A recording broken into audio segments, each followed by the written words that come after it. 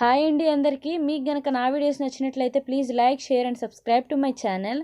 Vasudhara machine education project గురించి minister గారి దగ్గరికి బయలుదేరుతుంది. దారి మధ్యలో కారు ట్రబుల్ ఇవ్వడంతో ఎలా వెళ్ళాలా అని ఆలోచిస్తూ ఉంటుంది. వసుధారికి అటుగా వెళ్తున్న రిషి కనిపిస్తాడు. రిషి కారు ఆపి ఏమైంది మేడం అని వసుధార పక్కనున్న మేడంని అడుగుతారు. సార్, ఇలా మినిస్టర్ గారి దగ్గరికి వెళ్తుంటే కారు ట్రబుల్ ఇచ్చింది సార్, ఎలా వెళ్ళాలా అని ఆలోచిస్తున్నాం అని అంటుంది. మినిస్టర్ గారి దగ్గరికి ఫస్ట్ టైం వెళ్ళేటప్పుడు లేటుగా వెళ్తే బాగోదు, రండి నేను డ్రాప్ చేస్తానని అంటాడు. ఈలోపు వసుధార మనసులో అనుకుంటుంది, నేను ఎక్కడ కూర్చోవాలి కారులో అని ఆలోచిస్తూ ఉంటుంది. అని అనుకుంటూనే బ్యాక్ సీట్లో కూర్చుంటుంది వసుధార. వెళ్తూ ఉండగా రాజీవ్ కారు ఎదురుగా వచ్చి ఆగుతుంది. వసుధార అంటుంది, సార్ కారు పోనివ్వండి అని అంటుంది. రిషి అప్పుడు, అతను వస్తున్నాడు కదా, ఎలా వెళ్ళమంటావు? సార్, నాకు మీరే ఇంపార్టెంట్ సార్ అని అంటుంది.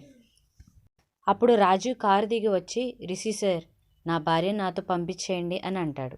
అప్పుడు వసుధార, అసలు ఏం జరిగిందో చెప్తా వినండి సార్, నేను ఎక్కడికి రాను, నేను రిషి సార్తోనే వెళ్తాను అంటుంది వసుధార.